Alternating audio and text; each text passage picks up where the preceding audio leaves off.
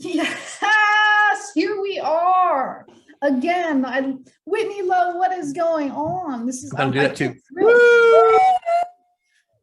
Yeah. So one of the things that's great about today is behind you is one of your favorite things and one of the coolest things I think besides massage that I'm aware of that you do. So before we dive into the massage industry, please just tell us a little bit about how much you love birds and how much you do for birds.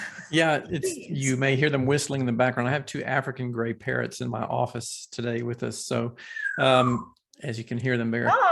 Yeah, they like to make it known that when we call their names, they say that. So yeah, so we have a couple of parrots, several parrots that we got from parrot rescues, because there's just an overabundance of these birds that are getting sort of poor environments that they live in. And so both of these birds are about 24 years old, something like that. And so 24. Yeah, they live. Now, how long do they live? They could live to be 35 or 40. Wow. They could live quite a long time. So you might not want to get a bird like that when you're, say, 75, unless you're. No, you don't. And so, and one of the things that's kind of ironic about this is that, we don't really support the idea of parrots and these pet birds, because this is they're a life of captivity that oftentimes ends up, people say, oh, they're noisy, they're messy, I didn't want them. And then they end up in some warehouse somewhere stacked on cages because nobody wants these parrots. There's a horrendous parrot trade overabundance in this country right now. So that's why we've got these rescue girls here. So I know a little bit about rescuing puppies because I've done that through the years. So you're saying too with parrots that I know when the puppies would arrive and we had a pickup and somebody would drive from, say, Virginia, and they would drive up in a van, they'd open the back, and then that's when I would just start crying because there was just crate after crate after crate after crate filled with, like, not one puppy, you might have 3, 4 puppies in each crate, and they're just handing them out. Yeah. So have you seen similar things like that with the parrots? Yeah, there's places that are just, warehouses with these cages of these birds that are just, and the birds are, freaking out and stressed out. And a lot of times they'll pluck themselves just down to skin completely. And so they just look horrid. And that they're having hypothermia because they're not staying warm. And it's just stressful for these animals. I mean, they're meant to be flying and free and out and about. So they're not really domesticated animals. So that's a challenge. And then I've heard you a few times saying, well, I have to go take the bird to set the bird free somewhere. So you're often taking the birds, taking care of them, and then letting them back into. So yeah, there's a distinction between the birds that are our pets here that we're taking care of, which is the parrots. And then my wife is a licensed wildlife rehabber. So we are often taking in injured birds, orphans, and that sort of thing, and then nursing them back to health, and then setting them free back where they came from and where they belong. So that's the other part of the whole bird thing is basically a rehab center that we run here in addition to it. So a lot of times it's window strikes or cats caught a bird, or some bird got caught in a net somewhere or something like that. But the springtime and summer is seriously crazy because that's when, we get all the little babies that a nest fell out of a tree or the parents abandoned or something like that. And baby songbirds, which is what my wife specializes in, are incredibly labor intensive because when they're babies, they have to be fed about every 30 minutes from dawn until dusk. So it's a very big undertaking, and we just basically set up an office space in the bird room and work right there, then turn around, feed them, work some more, turn around, feed them, work some more. So it's pretty crazy in the spring and summertime doing that. But also some of the most rewarding experiences I've ever had in my life happened with the bird rehab too. So one more question about birds, and then we'll get back. I'll get focused again. But I'm fascinated by this. I haven't really had the chance to ask you a bunch of questions about it. What would you say is the rarest bird that you've ever? The rarest bird that we've ever done was actually one of the very first ones that we did. It was when my wife and I were living in Alaska, and we got a baby Wilson snipe. If you've ever heard the term of snipe hunt, you know why those birds are rare, because it's very difficult to find them. They're extremely elusive and not easy to find. And this one had gotten somehow or other away from the nest and was found in somebody's driveway, and their dog picked it up. And we raised that baby, and then, took it down. This is up in Homer, Alaska. We took it down to this bog where it's snipe habitat. And eventually, once they got old enough and it was ready to migrate, because this was August and the winter's coming, and they migrate down to like California from Alaska, long way away. We let that bird go in the snipe habitat where we found some other snipe down there, and just crossed our fingers and said, like, I hope this bird makes it. And then the next year, we were coming home from dinner one time in the evening. It was dusk, which is the time when you hear the snipe flying around up in the air up there. And they don't ever come near people. They're very elusive. And, we heard a snipe up in the air, and we looked up to see, and this snipe was circling around, and it just circled down and circled down and circled down and just landed right in front of us in the driveway. And we're like, oh my God, that's our bird who came back the year after, because no snipe, I know, no snipe would ever do that, and they just landed right down there and looked at us like, hey guys, how's it going? That was incredible. Wow. Yeah, that's really cool. So I like to just remind people that industry leaders are not just industry leaders in massage, but they're actually people. And you guys do other things and have lives, and many of you are doing very cool things. So thank you for sharing that story. That one actually gave me goosebumps for sure. All right. Yeah, it's fun stuff for sure. Yeah. So you began doing massage long ago, and you please tell us a little bit about that. And your mentor, you've often told me, is Benny Vaughn. So maybe just a little bit about the history of how you started, and maybe your mentorship with Benny. Yeah, so I got started in massage in the sort of mid to late 80s. I was in graduate school studying psychology, and my wife had gone to massage school. My former wife had gone to massage school at that time, and she was getting, really into it and introducing me to a lot of the things that they were learning in massage school. And I was getting kind of burned out in my graduate school program, and got interested in sort of the whole mind-body connection things, and saying like, hey, maybe I should go, learn about the body a little bit. And I could go to massage school and just have a job that I could schedule my own stuff around the rest of my studies and all that kind of thing. So I decided to go to massage school for what I thought was going to be just a 6 or 8 month hiatus from my master's degree program. And then that hiatus has now turned into 35 plus years or something like that. Because like so many people, I went to massage school and got just hooked. I got absolutely hooked. It was just so many fascinating things going on in the field. And so a couple years after that, I started taking a lot of continuing education courses like everybody does after they get out of school. And I took a class from Benny, and he was the first person that I had taken any classes with that, and this was like the late 1980s, early 90s or so. Back in Atlanta, and Atlanta was kind of a hub in the Southeast for where the major CE teachers would come from. And there was a lot of people at that time too, which is really kind of ironic down in Florida. It was Paul St. John and Judith Delaney and Aaron Mattis and John Upledger, and all these people were down in Florida. So they would all come through Atlanta. So we got a lot of really good teachers coming through there. And Benny was the first person that I had any kind of courses with that really started talking about assessment and how important it was to figure out what's going on with your clients before just trying to launch in and do a bunch of techniques on them and hope something works. And that concept really resonated with me in terms of trying to figure out what was really the nature of my clients' problems, so I could be the most successful in treating them and helping them get better. And so Benny came back again a couple times in the subsequent years, and I took his course again. Like each time he came back, I took the same course again with him just to try to, get more out of it. And we really resonated and connected in those courses. And the school that I was teaching at that time, Atlanta School of Massage, had decided they wanted to start a training program that was exclusively focused on, training massage therapists to be ready to treat pain and injury conditions in detail.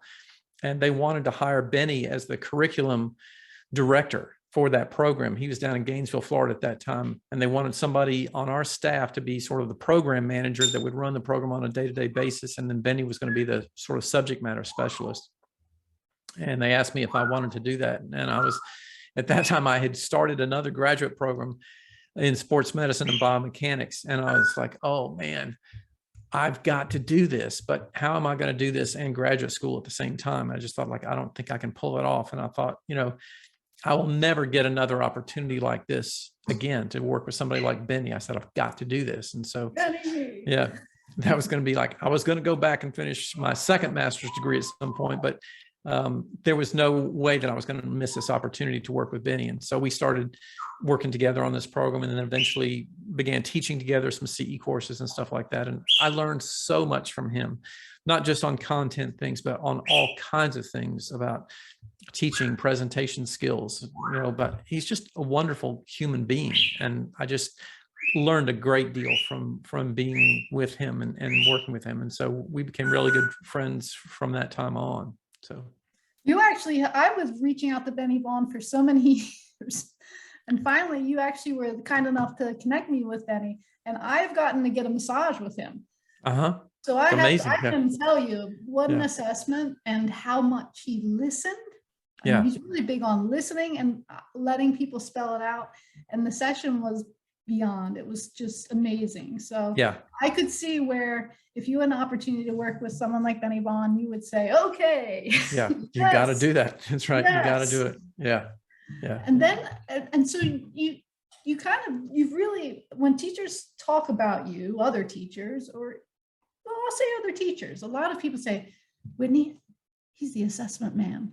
He's the assessment. It's all about assessment. If you want to know about assessment. And also I found through you being at the jam series events, the neck jam, the shoulder jam, the hip jam, that you just have a really great way of explaining things and really making it flow. So how would you describe yourself as a teacher? Where do you think that you've kind of landed after being with Benny and on your journey for the last 35 years? Yeah. So, the assessment stuff did become really important to me because I really felt like that was at the root of so many facets of being a good clinician, was to get better at it. And so I worked really hard at it and trying to get good at it, and recognized too at that time that we didn't have a lot of training materials in our field that were teaching assessment. And the thing is, assessment's not just something you can memorize. It's a complex thought process that's involved with that. And that's one of the things that I, was really trying to emphasize in a lot of our training programs. And that's what also led me down this road of looking at a whole lot more about educational theory and instructional design and that sort of thing, because I realized this is not just, yes, you're right. I know. Here, you can say hi.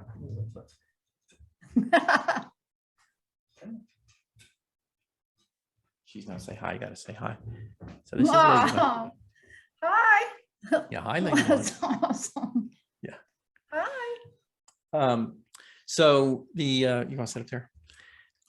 So this, teaching complex clinical reasoning skills involves a lot of comprehensive, thought processes about how to teach critical thinking and what are people getting out of the classroom experience. And that really drove me down the road of learning a whole lot more about education theory and design processes and presentation concepts and things like that, and how to put together effective learning strategies. So that's become a super passion of mine, as well as the whole world of education and how to deliver good content effectively. Because I took a lot of courses from a lot of people that were famous and very well-respected clinicians. And I think, our world is full of people who do outstanding clinical work, but being a really good clinician or being in the field for a long time doesn't mean you're a good teacher. Teaching is a very different skill set. And I wanted to really make sure and emphasize that if people were going to be able to do something with all this stuff that I was trying to present, they had to have it presented in a way that they could actually take it and do something with it. And that's what I think is really important, is to really be thinking every time I get into an educational experience, whether that's a video that we do for the neck jam or it's a workshop course that I do, I'm really trying to think, what do I want people to come away from this course being able to do or to know? What are the outcomes that I really want people to focus on? And those are really critical things, I think, to make a good educational experience for people. And it's so evident when you watch your classes. It's very cool. And another thing that I've heard a lot of people say is that you have an incredible amount of patience. And now I understand too the listening part, because Benny's being on the listening part. And having patience with students is very important, and being approachable. Mm-hmm.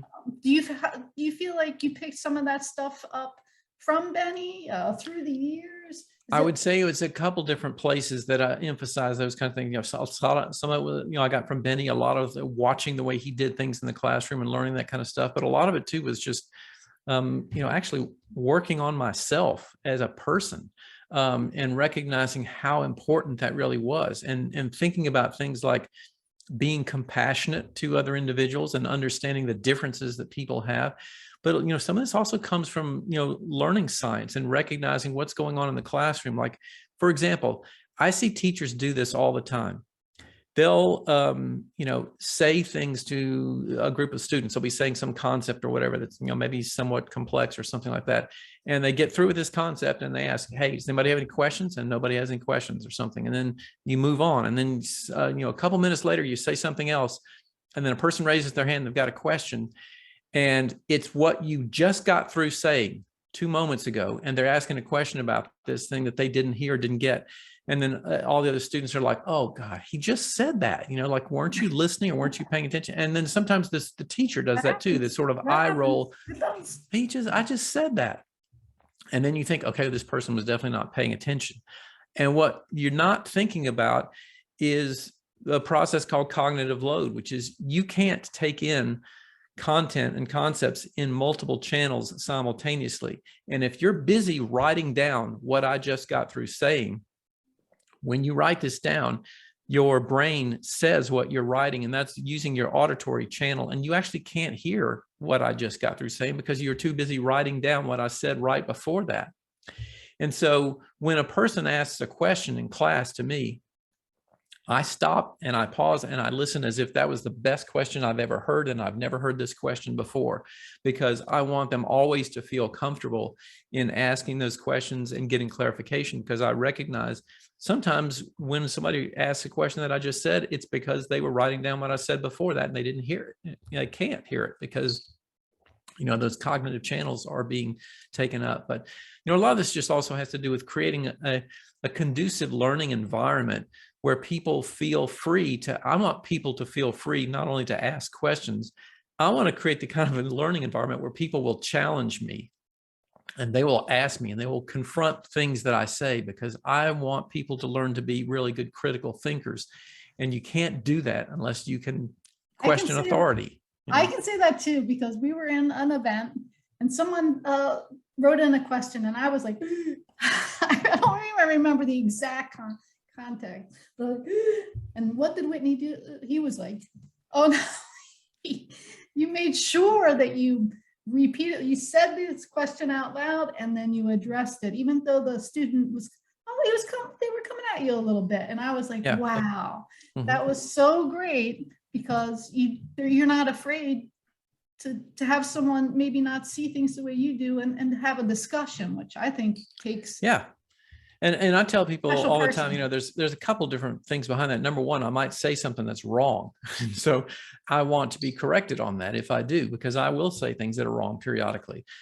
But the other part is that, what I'm really about in teaching people is a whole lot about teaching critical thinking and clinical reasoning. And you can't do that unless you can question the authority figures who are saying things, or the textbooks that you've read, or the research study that you've read. If you can't do that unless you develop those critical thinking skills, and we have to get better at questioning those things. And so I think we're at this kind of shifting and changing point in our profession of moving away from the sort of guru and lineage model, which is you can't question the teacher kind of thing, like this is the way it's done sort of thing, into a place where people are starting to say like, hey, wait a minute, that does not fly for me. And so I always encourage people to do that as much as possible. It's really hard to know something fully and completely. As we as humans evolve, life evolves, things are constantly changing. Yeah. And And you have to, another as a teacher, you have to really be okay with not knowing some things, because that's where a lot of it happens, is when teachers feel a degree of insecurity, like they ought to know everything. And so they just, will say something that's not necessarily accurate. I joke with people a lot that, like back in the old days when we were teaching, you could get away with that kind of crap in the classroom of saying something that was just wrong because it would take somebody a day and a half to go home and look something up and to check you on it. Right now, if you say something and somebody's going to Google it, 2 seconds later and show you that you were wrong. So you better not get in the sense of just saying things to just to be able to answer something if you don't know what you're talking about. My father used to always say, the more you know, the less you grow.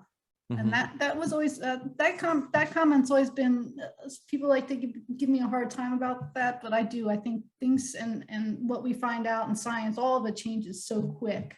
Yeah. It's hard to like just keep it in one spot. And I also want to say, because I think that this is another key thing, is Whitney Lowe said that he's become Whitney Lowe by doing a lot of work on yourself, self-reflection, which is another piece that I think is starting to come to the forefront more. We have a lot of techniques, lots of techniques, but how do I present those techniques? How do I teach those techniques? And how do I share those techniques with my client? Yeah. You can have the best hands, the best intentions in the world, but this also needs to be worked on. That came a lot, from my background in psychology, also, and in studying, meditation for many years, and studying, martial arts, and a lot of those sort of spiritual disciplines that were inward focused about self-development. And I have to say that I think that's just as important as with the things that I learned with technique, because being with somebody in a therapeutic environment in that space is so much about the interaction that you create between the two of you. I think even so much more so in many instances than exactly what you're doing with your hands with them. So those things are much harder to teach. It's certainly not sexy to sell in a continuing education course. So it's hard to, get those concepts across. It's much easier to sell some, fancy modality thing that you say you just invented and made up, and, move your hands this way, north to south instead of east to west. Woo, big difference. So that was another reason that too, I'm just really fond of you, because we did that together. We did the Inside Job series that talked a lot about that, and for the technique events, I was like, oh my God, so many people are signing up. Yeah. And you were like, Diane, you got to do this. You got to hang in there. I know the signups aren't blowing. They're not as great as the technique classes, but these classes are just as important, if not more. So you were really encouraging with that. So I'd like to publicly thank you for that. Yes, certainly. Not just you're really practicing these things. It's not just something that you're saying you do or believe. It's something you've shown up for me as a mentor and helped me with. Yeah. Anything you want to leave us with?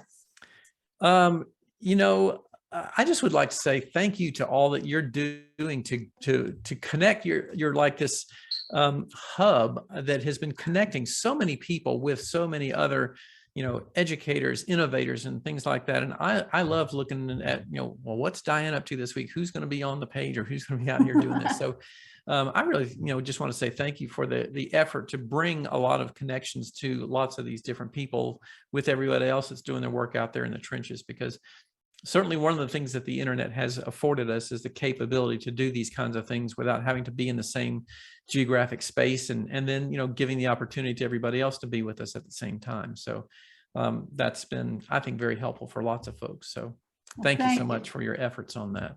Well, I'm always honored to speak with you. I think you're a beautiful human being and a brilliant teacher. So thanks for taking the time to chat with me.